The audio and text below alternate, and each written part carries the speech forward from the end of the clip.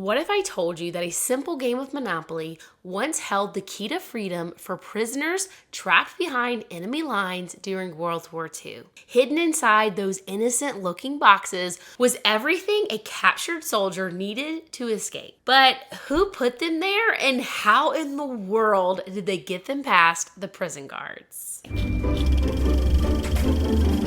Hey y'all, I'm Christina and you're listening to History and Hearsay. Just a quick reminder that while I spend many hours researching for each and every single one of my episodes, I am not a historian or any type of expert. I just enjoy learning about history and talking about the interesting stories that I come across. So if you want to refer to the actual experts or if you have any questions about any of the details of my stories, all of my sources are always linked down below. Now, I came across the idea for this episode when I was researching my video about the history of the chainsaw, and I just happened to see on one of the articles where they mentioned that the Geely saw and Monopoly were used to help POWs escape during World War II, and I was like, what? I have never heard this before, so I was pretty excited to discover this one. I really hope that a lot of you guys haven't heard about this, and I'm exposing you to it for the first time because I love doing that. But I'm super curious to know if you guys already knew this or if this is new to you, so let me know in the comments. For many years, the story of how Monopoly was invented went like this. During the Great Depression, there was an unemployed heater salesman named Charles Darrow who saw an opportunity to make some cash when he came up with this game that he called Monopoly. Initially, he was told that no one was going to buy this game. Game makers didn't think that Americans who were struggling financially would want to play a game that was all about property and money. Fortunately for Charles, he didn't take no for an answer, and he creates this game on his own. His handmade copies start selling like hotcakes, and noticing his success, the Parker Brothers company changed their mind and decide to start producing Monopoly. The game is a huge hit, it sells really well, and ultimately saves both Charles and the Parker Brothers company from the brink of bankruptcy. Only that was a bit of hearsay for you, and that's not the real story. Or at least, it's not the whole story. The real story is a bit more complicated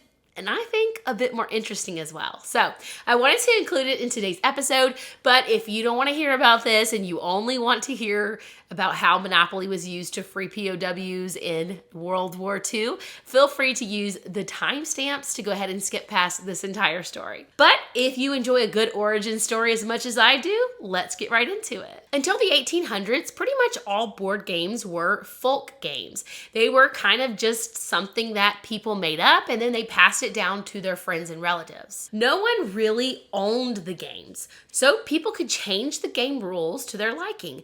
Each family had their own version of whatever the popular games were at the time. Anyone could freely do what they wanted with these board games, similar to folk music. That all changed in the 19th century when box-packaged, mass-produced games started to be made. Many people consider Monopoly to be the very last folk game. And it all started with Elizabeth Magie, or Lizzie as her father called her. Lizzie was born in Macomb, Illinois in 1866. This was the year after the Civil War ended and Abraham Lincoln had been assassinated. Her father, James Magie, was one of the early founders of the Republican Party, an influential newspaper publisher, and an abolitionist who had accompanied Lincoln as he traveled around Illinois in the late 1850s debating politics with Stephen Douglas. Being from such a political family, Lizzie was exposed to a lot of big ideas in a time when women were typically not given the opportunity to be in those types of public spaces. And she took full advantage of every opportunity that came her way. She was an actress, a writer, she produced plays, and even went on to become an inventor. Many of her political ideas were influenced by a book that her father had given her when she was a teenager. Written by charismatic politician and economist Henry George in 1876, this book, Progress and Poverty, was a bestseller. James Magie was an anti-monopolist who was inspired by Henry George's idea of a single tax, what would become known as Georgeism. George believed that individuals should own 100% of what they made or created, but that everything found in nature, particularly land,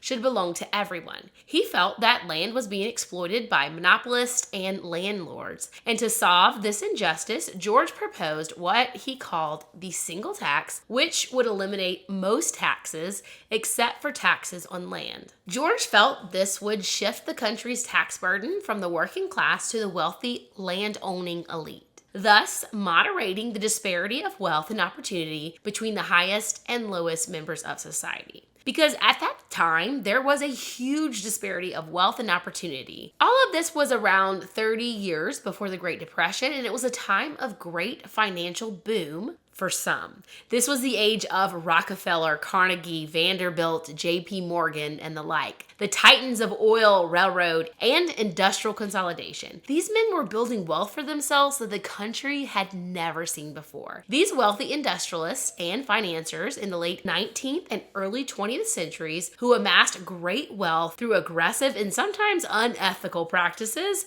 became known as the robber barons. They were criticized for monopolizing industries, exploiting workers, and using corrupt political influence. Seeing all of this as it was happening, Lizzie, who had been forced to drop out of school to support her family, was all in on the ideas of Georgism. In fact, she became such a huge proponent of these ideas that she went on to teach them to others. In the 1880s, she moved to the Washington, D.C. area as a single woman.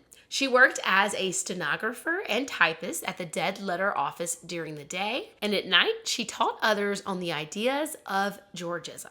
She received her first patent in 1893 for her invention that allowed typewriters to move paper more efficiently. But the thing that Lizzie is remembered for now would be her second invention. You see, Lizzie had an idea that maybe she could teach Georgism through play. So she set about creating a game. At the time, most games were simply for entertainment, but Lizzie thought a game would be a perfect way to teach people about this single tax solution. She called her invention the Landlord's Game. Her game was quite unique because of the continuous play model that she invented, where the board went around and around instead of just in a straight line with one beginning point and an end point like the other games of her time. Her game had a square board with 9 properties on each side, including 4 railroad companies and the go-to-jail space. Players would buy up property and ruthlessly extract rent from the opponents.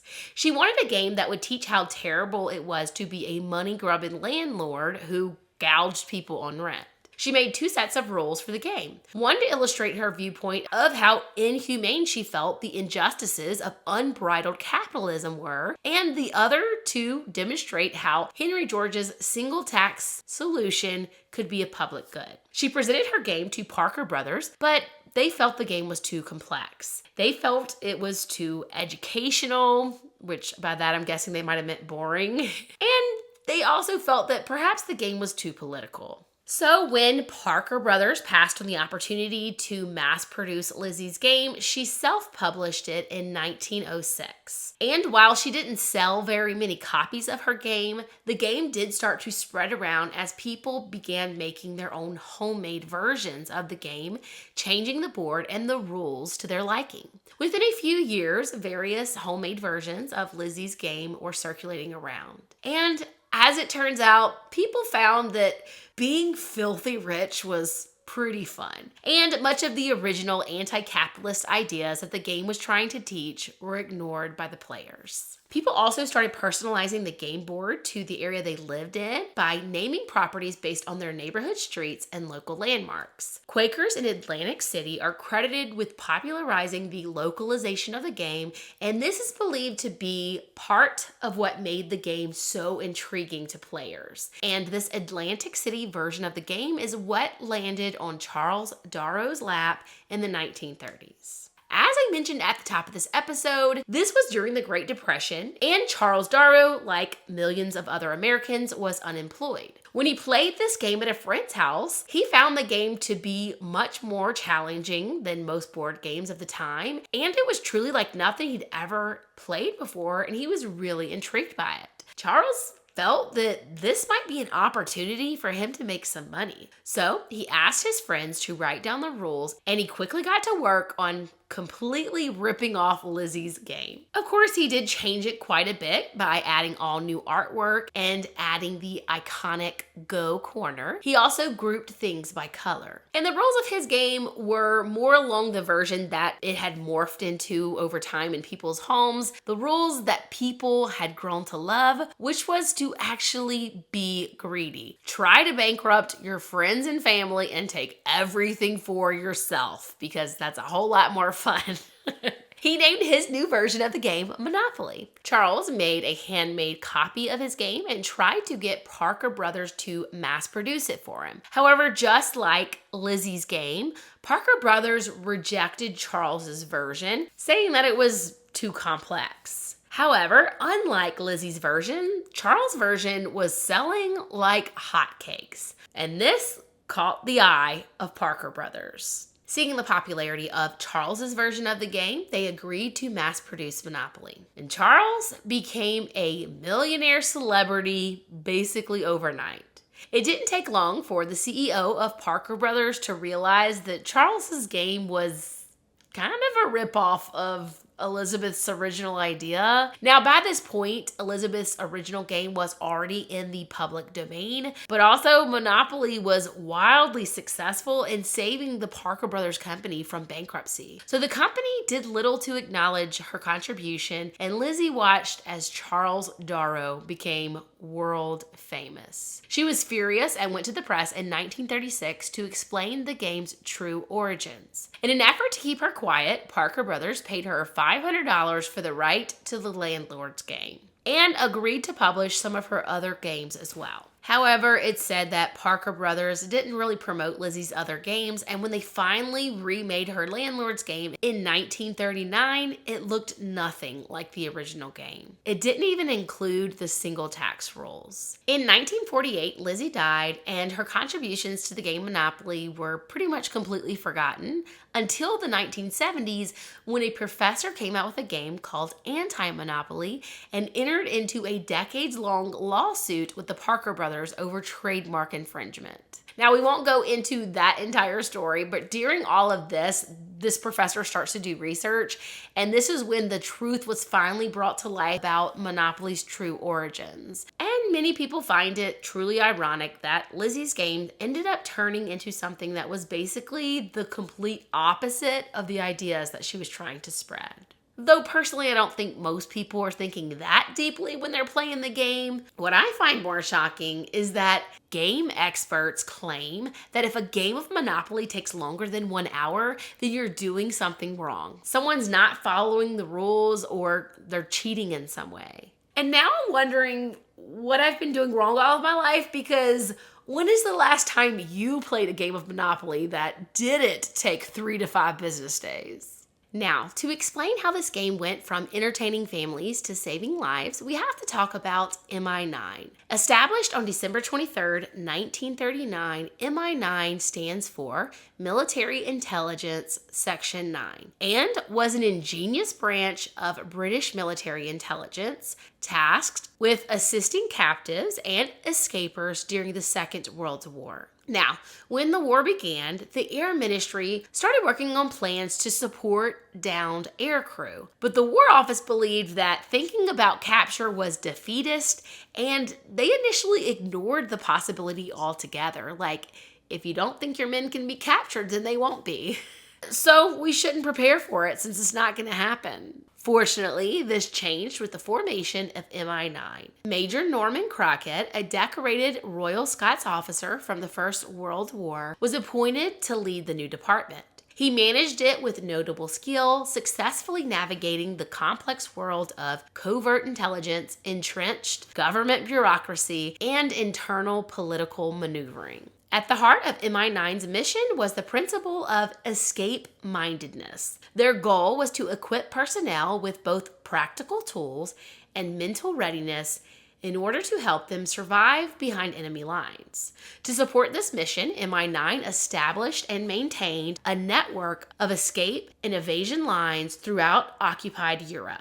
MI9 then provided training and resources centered around helping troops with evading capture or attempting to escape from captivity. This involved letting soldiers know what to expect, in the event that they were captured, training them on how to deal with being interrogated, and gave them up-to-date information on the escape lines and aids, as well as giving them tips for how to escape.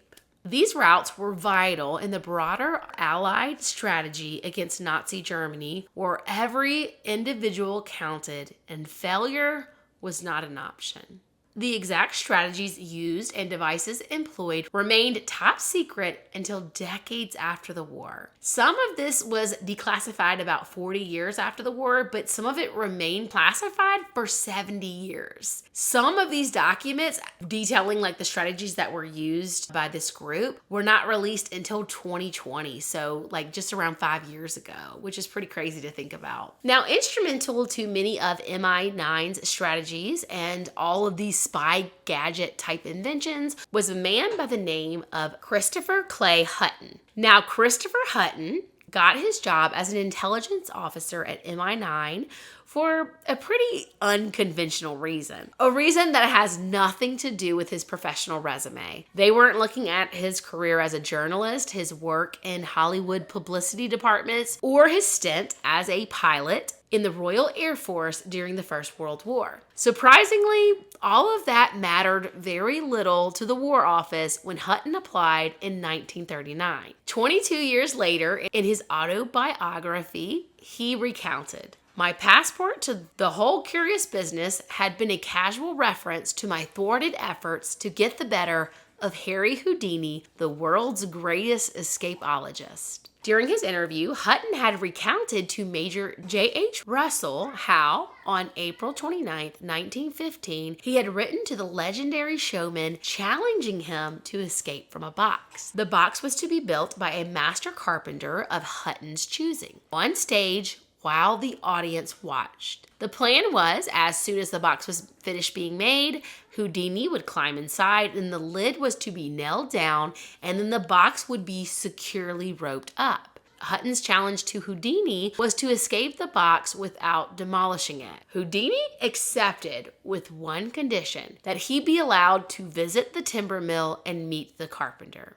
On the day of the show, the box was made in front of a live audience, Houdini escaped, and the box was left fully intact. Though he'd always been interested in show business, Hutton told Russell during his interview for MI9 that the Houdini incident marked the beginning of an obsession with magic. Magicians, illusionists, escapologists in particular, they all fascinate me, Hutton said. Now, when this whole Houdini challenge went down, Hutton was only 20 years old. He had personally arranged for Houdini to meet his carpenter, not realizing until much later that Houdini had used the time to bribe the woodworker. In exchange for £3, which is a little less than $5, the carpenter agreed to build the box in such a way that once Houdini was inside and the box was concealed behind a curtain, it would be easy for the famous escape artist to push one end off using just his feet and then nail it back on properly while the orchestra at the performance played especially loud. When Hutton was done recounting how this had shaped his love for escapology, Russell had replied, "You may be the very man we want. We're looking for a showman with an interest in escapology." And just like that, Hutton was hired. Hutton's job, he learned that day, would be to build and conceal tools that would allow Allied prisoners of war to escape German POW camps. Over the course of World War II, 232,000 Western Allies and 5.7 million Soviet soldiers were imprisoned in camps, most of which were located in Eastern Germany and Austria, making for a long and difficult route back home. Hutton's superior informed him that the prisoners were being instructed to try to escape with the hope that they would be able to divert German soldiers from the front. Hutton was given the rank of lieutenant and told to get to work. And it quickly became clear that Hutton had no respect for rules or boundaries. He often employed unorthodox methods and stepped on plenty of toes to get things done. His commander had once written to the provost marshal that Hutton was an eccentric and could not be expected to comply with ordinary service discipline, but he was far too valuable for his services to be lost to the department. I guess he was kind of like, I want to complain, but also don't do anything or take him from me because, yeah, he's getting things done. Hutton and his team regularly churned out impressive devices to aid POWs in their escape attempt. Some of these items were hidden in or on their uniforms, ready to be used in the case of a capture. Now, one of the inventions that he had were these flying boots with hollow heels that could hold knives, maps, a compass, and a file, and then they could be transformed into civilian shoes. He had a telescope that was disguised as a cigarette holder. He made compasses that were so tiny they could be hidden on the backs of buttons. But as ingenious as Hutton's concealments were, the Germans inevitably figured out all of them. That is, except for one. This particular scheme that Hutton had hatched wouldn't come to light until the documents were declassified 4 decades after the end of the war, which I just talked about. And that is that with the help of a Leeds-based manufacturing company, Hutton hid escape kits for POWs in unassuming, ordinary-looking Monopoly board games. Monopoly first made its way to the UK in 1935, just a few months after Parker's brothers purchased it from Charles Darrow. Not long after, the company shipped the game overseas to its UK partners, John Waddington Limited. This was a printing and packaging company that was beginning to move into making games. Philip Orbanes, a Monopoly historian at Parker Brothers, said that the Waddingtons were so taken by Monopoly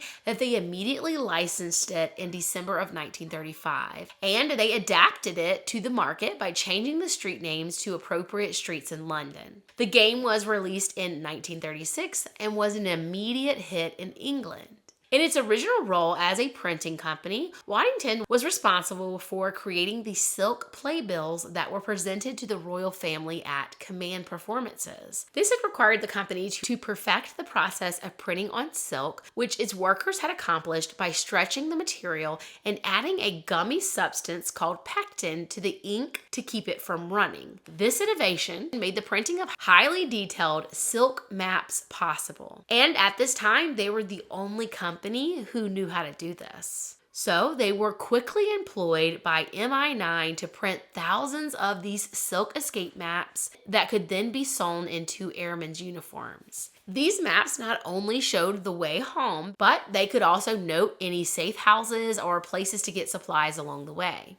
One of the big advantage of these maps is that they didn't rustle like paper maps, so they were great in a situation where someone needed to stay as quiet as possible. They also didn't wear out like paper maps, which wore out super quickly, and they were also impervious to dirt and water. Paper maps would often get wet and then they would be ruined. You didn't have this problem with the silk maps, so they were super valuable. So sewing these maps into their clothes was a perfect solution in the event that an airman was downed but managed to evade capture. But what about the men who ended up in POW camps? For those men, Hutton had to come up with a different solution. He knew that the Germans allowed prisoners to have games inside of the camps because they felt that games were a good diversion for POWs whose main activity was just sitting around trying to figure out ways to escape. So if they were playing games, the Germans figured that they had less time to hatch an escape plan. Thinking about this, Hutton had a light bulb moment. He had already created quite a few very small devices for concealment. So what if he just simply placed these items inside of a game? A full game board was large enough for him to hide an entire escape kit.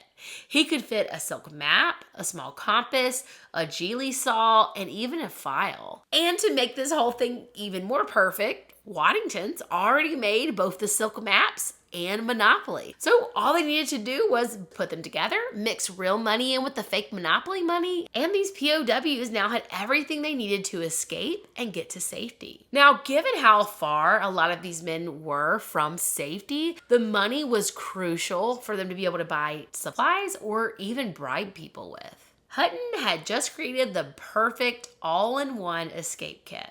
On March 26, 1941, Hutton discussed this matter with the company's chairman, Victor Watson, then followed up with a letter which read in part, "Dear Mr. Watson, reference our conversation today, I'm sending you, under separate cover, as many maps as I have in stock of the following: Norway, Sweden, Germany, and Italy. I shall be glad if you will make up games on the lines discussed today containing the maps as follows. 1 game must contain Norway, Sweden, and Germany. 1 game must contain North France, Germany, and frontiers. 1 game must contain Italy. I am also sending you a packet of small metal instruments. I shall be glad if in each game you could manage to secrete one of these. I want as varied an assortment containing these articles as possible. You had better then send me 1/200 games on the straight. In those that are faked, you must give me some distinguishing clue and also state what they contain.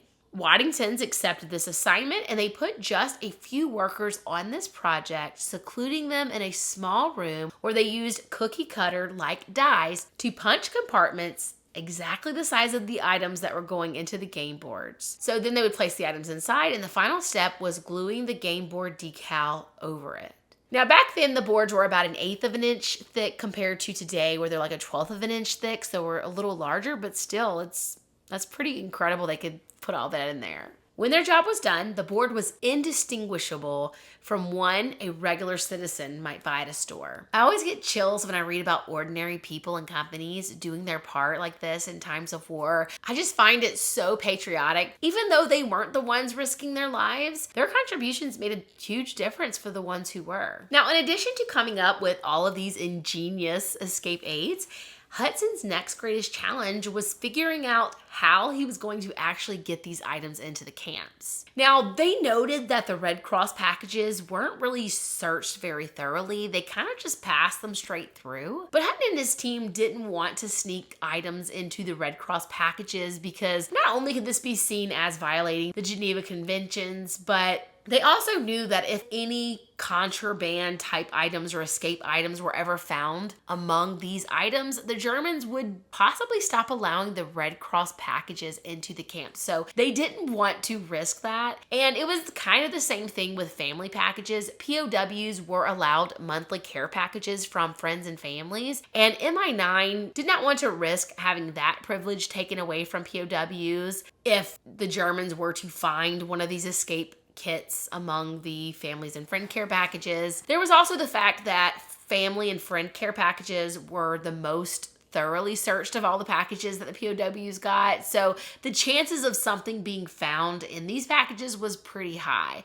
So Hutton instead decided to exploit the fact that hundreds of different organizations were sending care packages to POWs. Since there were so many different care packages arriving for POWs mainly focused around their comfort and entertaining them while they were in prison, Hutton decided to hide the escape kits in parcels that contained things like games, sports equipment, musical instruments, books, articles of clothing, snacks, cigarettes, things like that. He wrote, "We knew that these voluntary gifts designed for the comfort and entertainment of the prisoners were flooding the camps from hundreds of sources. There was no valid reason why we should not take cover behind this multiplicity of well-wishers." So he and his team created a bunch of bogus organizations using the addresses of blitzed buildings. A printer made letterheads for the organizations, and in the care packages, Hutton's teams included letters that carried quotations that acted as both clues and as inspiration to the prisoners. One of the most popular and successful quotes they used was from the Bible. Matthew chapter 7, verse 7.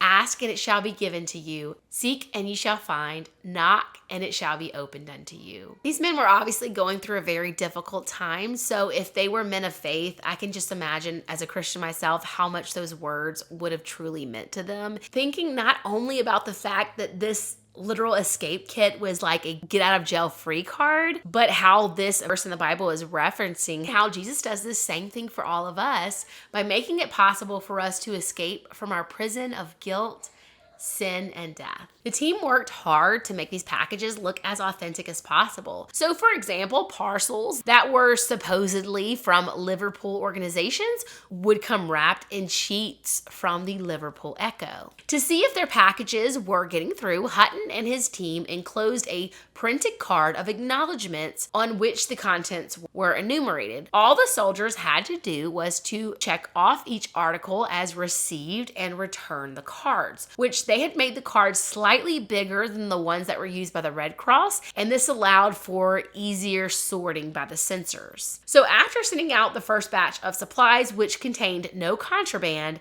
the team waited and waited to receive cards back. We grew more and more depressed, Hutton wrote, telling ourselves gloomily that the Jerrys had confiscated the lot and we should hear no more about the matter. But then, 3 months later, after they'd sent their packages, a card came in. Then another and another. The packages had gotten through. It was time to send through a batch that wasn't entirely legitimate. These plans of mine were greeted on all sides by complete skepticism, Hutton wrote. Even Major Crockett said to me as the first 13 loaded parcels were sent, "They will never get through in 100 years. But Crockett was wrong. Everything, even the fake material, had been delivered. We had our entry into the camps. Now, there was also the matter of making sure that POWs knew when they received the Monopoly games that they were escape kits and not just ordinary games. The way that they did this was, before departing for missions, soldiers were told, if they happened to be captured, to look for Monopoly games in the care packages. Now, while all of the soldiers were briefed on certain things like the escape equipment hidden in their uniforms, only specific men were entrusted with the details about the Monopoly boards. And these select men were informed on what to look for because, of course, it was important that these men didn't just tear up every Monopoly board that came into the camp because that would certainly have raised suspicions. So they did this by putting tiny little red or black dots or marks in very specific places on the game boards or on the box, and each mark meant a different thing depending on where it was. And of course, the men who were let in on this secret were trained to know what each mark meant based on that placement. So if a Monopoly game board was not rigged, there would be a mark after the patent applied for. If there was a dot placed on Mayfair, it meant that this rigged escaped board had maps for Norway, Sweden, and Germany. If there was one after free parking, that meant the maps were for northern France and Germany, and it kind of just went on like that. Now, in addition to getting the games into the camp and training men on what to look for, Hutton also trained at least 2 members of every Air Force squadron in the art of sending hidden messages concealed in ordinary-looking letters addressed to mom and dad. This would allow them to actually communicate if there were specific things that the men needed to be aware of, or so the men could actually request specific supplies to fit the circumstances of whatever prison they were in. When the trained men mailed letters back to the UK, these letters were intercepted and given to intelligence officers, who steamed them open and took a look at the date. If it was written out May 3rd, M-A-Y, like the words were written out, the letter was simply resealed and it was sent to whatever relative it was addressed to. But if the letter's date was numerical, like 3-5-43, that said, there's a message in this letter. And the intelligence officer would then multiply the number of letters in the first 2 words to determine how many words were in the message. So if the first 2 words were how nice, for example, then the officer would multiply 3 by 4 to get 12 words. Then there was a technique by which he would pick out the words in the letter and write out the message. This allowed intelligence officers and POWs to communicate back and forth. POWs reported on conditions in the camp and what they might need to escape. The contents of Hutton's escape kits, of course, could then be modified based on requests from the code users. And intelligence officers let them know when special packages were coming their way. The code user in the camp would eventually get a letter back from mom and dad that would contain a secret message. And it would tell them when to expect the shipment and what the parcels might look like. Because keeping the secret of how escape tools were getting into the camps was paramount, only a few men ever knew how it was happening. Each POW camp had an escape committee that would receive the items, destroy the method of delivery by burning it in the barracks stove, and hide the tools away in false walls. If you and your buddies had a plan for an escape, you would go to the escape committee and present your idea. and if it was approved, they would issue you the tools needed. So the POWs got what they needed to execute their plan, but 99% of all POWs had no idea of how the tools were getting into the camps. These guys were so ingenious. So I just wanted to include a few of the other ways that they sent contraband to prisoners of war. So they sometimes would send in gramophone records, which the guards would listen to them, decide that, okay, they don't include any kind of weird coded message, it's just music. And so they would go ahead and pass it in to the prisoners, who promptly smashed them open to discover escape aids, which was often money. I mean, that kind of sounds wild to me that they could fit them in there, but apparently those records were pretty thick. Cigarette packs were also used to send in escape items because they were said not to be inspected very closely. The officers knew that the prisoners ultimately would end up using those cigarettes to barter with them. And so cigarettes were sent with maps in the packaging, compasses hidden within the packs, and often paper tubes packed with malted milk to be consumed as escape food, with just a tiny bit of tobacco tamped in on both ends to hide what was actually inside. Magnetized needles were also smuggled in the same way, and these could be used as makeshift compasses to determine north or south simply by floating them in water. When the United States entered the war after the Japanese attacked Pearl Harbor on December 7th, 1941, Hutton was tasked with training his American counterpart, Captain Rob Lee Winfrey, in the art of concealing escape tools in ordinary-looking stuff. Winfrey, a civil engineer professor at Iowa State, took a leave of absence to join the Army when the U.S. entered the war, and he set up a large secret operation, Military Intelligence Services Escape and Evasion Section, MISX, on the grounds of Mount Vernon in Virginia. Winfrey came up with a number of ideas to supplement Hutton's, and it wasn't long before MISX was sending out Monopoly boards loaded with escape tools. But Winfrey's operation differed from Hutton's in one very important way. He didn't have a factory that was making complete escape kit boards for him. Instead, he had to send MISX staffers in civilians' clothes to stores to buy the games. They would bring the games back to their facility and steam off the game board labels. Then they would cut the compartments in, put in the particular escape tools that they wanted inside that game, and then reapply the label. This group actually had to reverse engineer the glue that the Parker brothers used, and during this time, Parker Brothers never knew that their game boards were being doctored. Other games were used to smuggle in various things like chess sets and stuff like that, but Germans were regularly discovering Hutton and Winfrey's concealment. So these two men always had to be one step ahead of the enemy and constantly innovating and coming up with something new. When the Germans realized that the cribbage boards prisoners were receiving actually contained radio parts, Winfrey began hiding the parts in the cores of baseballs. It took 4 baseballs to conceal enough parts to build one radio. Table tennis, snakes and ladders, chess sets, and playing cards were also used to get escape tools and maps into POW camps. And when the war ended in September 1945, there was just one escape kit that the Germans had never discovered, and that was the Monopoly boards. This was due in part to the fact that each and every time a POW would retrieve their items from a Monopoly board, they would immediately burn what was left over of the games so that the guards would not discover the secret of the Monopoly board. And any of these boards that were left at the end of the war were destroyed by MI9 and MISX. So it's believed that none of these modified boards survived the war. Though I did read something about some boards having possibly been lost in Italy that were never actually delivered to a POW camp. So there are theories that there may be a few forgotten games stashed somewhere. So if you live in Italy, you might want to check your attic. As I touched on earlier, the role that Monopoly played was not revealed until 1985 when British intelligence declassified documents related to Hutton's work in MI9. And part of the reason this information remained classified for decades is that some of these methods, such as the silk maps, were used in the decades following for various military secret missions. MISX's use of the game wasn't revealed until 1990 when a member of that team was granted permission to tell his story. One American officer, Lieutenant David Bowling, told of his escape from a camp that was 100 miles southeast of Berlin.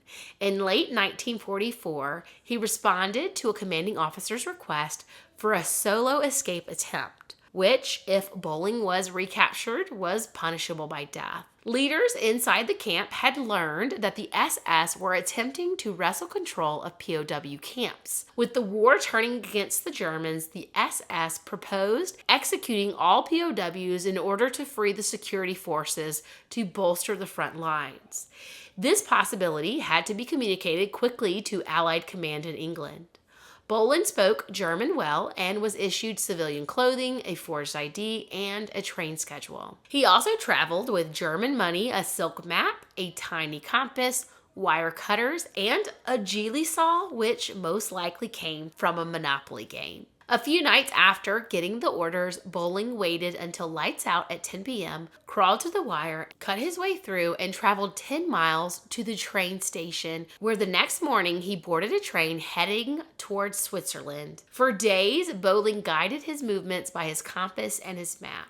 At times, he had to cut through fence wire to avoid walking across fields and remained hidden in woods. Bowling eventually made it to Zurich and relayed the urgent message. That's just one example of how one of these men used the myriad of supplies they got in order to get where they needed to go. Of the 35,000 POWs that successfully escaped during World War II, more than 10,000 are estimated to have been helped on their journey to freedom by these Monopoly escape kits. This girl. She is so sick. Are you sick? Oh, you feel better now because I'm talking to you? This girl here went on top of my kitchen island, climbed up there, knocked down a container that had a fourth of a cookie cake in it, and ate the whole thing. And she has been so sick all day. Stella, are you feeling better?